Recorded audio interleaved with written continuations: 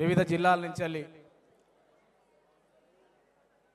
జాగృతి ఆధ్వర్యంలో నిర్వహించే కార్యక్రమానికి వేలాదిగా వచ్చినటువంటి ఉద్యమ మిత్రులకు సహచరులకు వివిధ జిల్లాల నుంచి వచ్చినటువంటి ప్రతి ఒక్క ఉద్యమకారులకు జాగృతి అధ్యక్షురాలు కవితక్క గారికి పేరు పేరున కృతజ్ఞతలు మిత్రులారా. నేను జరిగిందే చెప్తా. నేను ఉద్యమకారుల గురించి జరిగిందే చెప్తా, జరగని చెప్పా.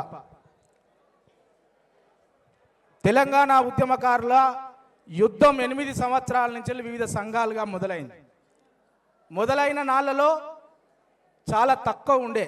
ఎందుకు తక్కువ ఉండే అని అంటే నాటి ఉద్యమంలో ఉన్నటువంటి నాయకులు ఉండే, అంతే కదా. ఆడ ఈడ కొట్లాడినాం, ఆడ ఈడ మాట్లాడినాం, అయినా కూడా ఉద్యమకారుల శక్తి సరిపోలే. ఒక టర్మ్ అయిపోయింది, రెండో టర్మ్కి వచ్చినాం, కొంత సమీకరించుకోగలిగినాం. మా కరీంనగర్లో 10 మంది ప్రెస్ మీట్ పెట్టేదానికి నెల రోజులు మేము వెయిట్ చేసినాం. అంటే ఉద్యమకారుల సంఖ్య రాలే. 2016లో ఉద్యమకారుల గురించి మాట్లాడదామని అనుకుంటే మాకు ప్రెస్ భవన్లో ఒక 8 కుర్చీలు నిండలే. కొట్లాడుకుంటా మొన్న పోయినాం భూ పోరాటం. ప్రభుత్వం భూ పంపిణీ చేయలే, కవితక్క కరీంనగర్లో భూ పంపిణీ చేసిందా లేదా అని చెప్పి మీరు ఒక్కసారి ఆలోచన చేసుకోవాలి. 29, 30 నాడు కరీంనగర్లో భూ పోరాటం జరిగింది మిత్రులారా. 2014 నుంచి వెళ్ళి 2026 వరకు జరిగిన ప్రస్థానంలో ఉద్యమకారుల అంశం మాట్లాడురి అని చెప్పి బీజేపీ మెట్లు దొక్కినాం. ఆనాడు ప్రతిపక్షంలో ఉండే ఎవరు ఉద్యమ సంఘాలు ఏం చేయాలి? ప్రభుత్వాన్ని అడగాలి, మాకు ఇది కావాలి అని చెప్పి గట్టిగా అడగాలి. కానీ ఉద్యమ సంఘాలు ఏం చేస్తాయంటే ప్రభుత్వాలను అడిగాయి, ప్రతిపక్షాలను తిడతాయి. నాడు టిఆర్ఎస్ గవర్నమెంట్లో ఉన్నటువంటి కేసీఆర్ గారు గట్టిగా అడిగేది ఉంటే ఇక్కడికి వచ్చేది కాదు. కానీ కాంగ్రెస్ని అడిగిరు మిత్రులారా. ఇవాళ కాంగ్రెస్ అధికారంలో ఉన్నది, మనం కాంగ్రెస్ని అడగాలి. ఇప్పుడు మళ్ళీ టిఆర్ఎస్ని అడుగుతున్నాం మిత్రులారా.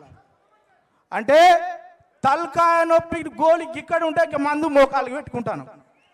ప్రభుత్వం మీద మనం కొట్లాడుతున్నామా? కొట్లాడతలేము. ప్రతిపక్షాల మీద కొట్లాడుతున్నాం. సంఘాలు ఒక్కసారి ఆలోచన చేయాలి. ఎక్కడనైతే గట్టిగా కొట్లాడతామో, ఎక్కడనైతే దెబ్బ గట్టిగా తాకుతుందో నొప్పి గట్టిగా తెలుస్తుంది, దానికి నివారణ చర్యలు చేపడతారు. కవితక్క 30 తారీఖు నాడు కొట్టిన శబ్దం రాష్ట్ర వ్యాప్తంగా ఉద్యమకారుల యొక్క ఆశలు చిగురించిందా లేదా అని చెప్పి మీరు గుర్తు పెట్టుకోవాలి. అక్క మాకు భూ పంపిణీ చేసింది, మా ఇళ్ళకి వచ్చింది, ముగ్గు పోసింది, పాలు వంగిచ్చింది.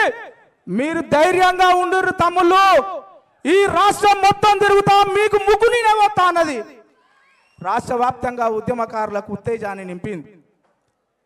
మేము చాలా సంతోషపడుతున్నాం. నాయకత్వంలో మహిళలు ఇంత దూరం వస్తారా, ఇది చేస్తారా అని చెప్పి కరీంనగర్ ఉద్యమంలో చాలా, అంటే మా భూ పోరాటంలో అన్నారు, అక్క నిజం చేసింది. కానీ అక్క ఉద్యమకారుల యొక్క పరిస్థితి దయానీయంగా ఉన్నది.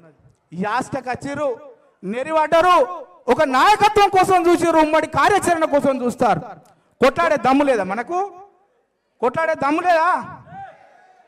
ఆ నాయకత్వం వహించడానికి ఒక ఉమ్మడి కార్యాచరణ రూపొందించాలని చెప్పి అక్క మన వద్దకు వచ్చింది. వాస్తవంగా మా ఉద్యమకారులు చనిపోతే చందాలు వేసుకుంటాను లేదా? ఉద్యమకారులు చనిపోతాక చందాలు వేసుకొని మేము దాన సంస్కరణలు చేసుకుంటాను.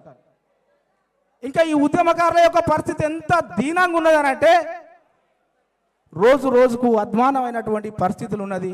ఇవాళ మాకు ఒక అవకాశాలు రావాలి, ఉద్యమకారుల యొక్క గుర్తింపు ఇవ్వాలని చెప్పి ఇలా మేము అడుగుతున్నాం. మరి 8 సంవత్సరాలుగా జరుగుతున్నటువంటి ఈ పోరాటంలో కాంగ్రెస్ పార్టీ మేనిఫెస్టోలో పెట్టింది కదా, మరి అమలు చేయాల్సినటువంటి బాధ్యత కూడా మరి ప్రభుత్వం మీద ఉన్నది. కాబట్టి మరి అక్కగారు చెప్పినట్టు ఉద్యమ కార్యాచరణ రూపొందించండి, ఉద్యమ శక్తులన్నీ అక్క వైపు ఉంటాయని చెప్పి మరొకసారి ప్రత్యేకించి మీకు తెలియజేస్తూ, మనందరి తరపున ఉద్యమకారుల యొక్క గొంతుకగా భవిష్యత్తులో అక్క ఉండాలని, అక్క నాయకత్వంలో మనం అందరం సమిష్టిగా నడవాలని చెప్పి పెద్దలు అన్నారు.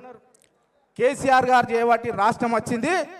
తెలంగాణ ఉద్యమకారుల వైపు కేసీఆర్ కవితమ్మ గారు మనకు తోడు ఉంటారన్నారు. అదే విధంగా మనం అందరం కలిసి ముందుకు పోయి మరి అక్క నాయకత్వంలో ఈ ఉద్యమకారులకు కావాల్సినటువంటి హక్కులను ఈ ప్రభుత్వం మీద గట్టిగా కొట్లాడి సాధించుకుందామని తెలియజేస్తూ ఈ అవకాశం ఇచ్చినటువంటి పెద్దలకు, మిత్రులకు, జాగృతి బృందానికి ప్రత్యేకమైనటువంటి కృతజ్ఞతలు తెలియజేస్తూ సంపూర్ణమైనటువంటి మద్దతు తెలంగాణ ఉద్యమకారుల ఫోరంది.